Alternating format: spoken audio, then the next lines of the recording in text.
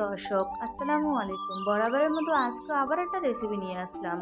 তো যেহেতু এখন বাজারে অনেক আম পাওয়া যায়, পাকা আম, বানিয়ে নিন এই রেসিপি দেখে এই নাস্তাটা। ভীষণ হেলদি আর খেতে ভীষণ ভালো লাগে।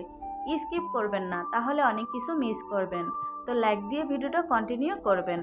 তো প্রথমে আমি এখানে 4টা আম নিয়েছি। আমগুলো আমি অফ ক্যামেরায় ভালো করে ধুয়ে খোসা ছাড়িয়ে নিয়েছি। এখন এই আমগুলো আমি ব্লেন্ডার করে কাঁচ বের করে নেব, বা আমের রস বলেন, জুস বলেন, সেটা বের করে নিয়েছি।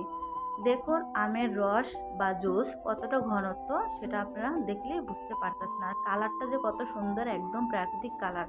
এখানে কোনো কালার অ্যাড করার প্রয়োজন নেই, যেটা অরিজিনাল সেটাই থাকবে। তো এখানে আমি এখন দিয়ে দেবো 2 টেবিল চামচ রেগুলার রান্নার তেল। এই তেলটা দিলে যখন এই নাস্তা ভাজতে যাবেন তখন সুন্দর করে মানে উঠবে আর কি। তো এখানে আমি দিয়ে দিলাম সুইটনেস ভাপের জন্য 2 টেবিল চামচ চিনি, আর দিয়ে দিলাম লবণ, অল্প একটু লবণ দিলাম। মিষ্টি পিঠায় বা নাস্তায় একটু লবণ দিলে খুব ভালো লাগে। তো এখন সমস্ত উপকরণ দিয়ে ভালো করে মিক্স করে নেব। ভিডিও টেনে টেনে দেখলে কিন্তু অনেক কিছু মিস করবেন। তো এখানে আমি সমস্ত উপকরণ মিক্স করে নিয়েছি। এখন এখানে দিয়ে দেবো চালের গুঁড়া। এই চালের গুঁড়োটা আমি বাজার থেকে কিনে নিয়েছি। তো আপনারা চাইলে হাতে তৈরি করে নিতে পারেন। তো এখন আমি একটা হ্যান্ড রেস দিয়ে মিক্স করে নেব। আপনারা চাইলে চামিচ বা হাত দিয়েও এই কাজটা করতে পারেন, কোনো অসুবিধা নেই। তো এখানে আমি এখন দিয়ে দিব লিকুইড কুসুম গরম দুধ। তো দুধ আমি অল্প অল্প করে দিব। আপনারা দুধের পরিবর্তে পানিও দিতে পারেন, কোনো সমস্যা নেই। তবে এখানে কিন্তু আমি একেবারে দুধটা দিব না, অল্প অল্প করে দিব, যতটুকু লাগবে। আমি মিক্স করব আর দিব, মিক্স করব আর দিব। তো ধৈর্য সহকারে দেখবেন। আর অনেক বাচ্চারা আছে যেমন পাকা আম খেতে চায় না, যেমন আমার মেয়েটা পাকা আম খেতে চায় না, ওরে এইভাবে করে দিলেও ও খায়। তো আপনারা এই কাজটা করবেন। তো এখানে আমি হাফ টিস্পুন দিয়ে দিলাম খাবার সোডা, ওইটা দিলাম। তো আপনারাও দিবেন অল্প একটু। তো খাবার সোডা দিলে এই খাবারটা অনেকটাই সফট হয় আর ফুলে ভালো। তো এখানে আমি কিন্তু আরও একটু দুধ দিয়েছি। এখন আরও ভালো করে মিক্স করে নেব। যতটা সুন্দর করে মিক্স করবেন ততই কিন্তু এই পিঠাটা ভালো হবে। আর বাকি দুধটাও আমি এখানে দিয়ে দিলাম, আর এখানে আমার দুধ দেওয়ার দরকার নেই। এখন সমস্ত উপকরণ দিয়ে ভালো করে মিক্স করে নেব। যত সুন্দর করে মিক্স করবেন ততই কিন্তু এই ব্যাটারটা ভালো হবে আর অনেকটা স্মুথ হবে যখন এই নাস্তাটা তৈরি করব। তো আমার কিন্তু ব্যাটারটা একদম পারফেক্টলি হয়ে গেছে, আপনাদেরকে দেখিয়ে দিচ্ছি। এই যে দেখুন, যেহেতু আমের একটা সুন্দর ফ্লেভার আসে, ভীষণ ভালো লাগে খেতে। তো আমি এটাকে আধা ঘন্টার জন্য রেস্টে রেখে দেবো।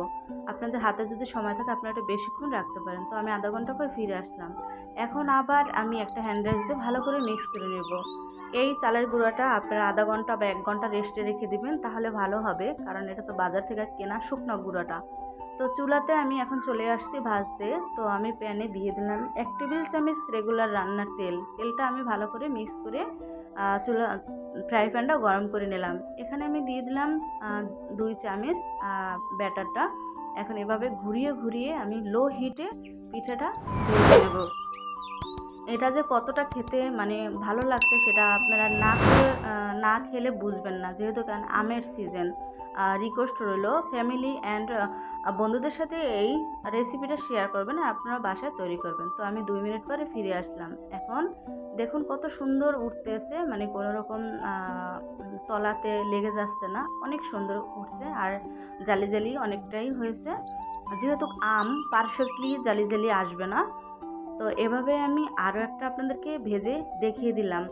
তো দেশ এবং দেশের বাইরে থেকে যারা এই মুহূর্তে আমার ভিডিওটা দেখছেন তাদেরকে অসংখ্য ধন্যবাদ। নতুন বন্ধুরা যারা আমার ভিডিওটা দেখছো, লাইক শেয়ার সাবস্ক্রাইব করো না, প্লিজ সাবস্ক্রাইব করে বেল আইকনটা প্রেস করে দিবেন আর আমার চ্যানেলের পাশে থাকবেন।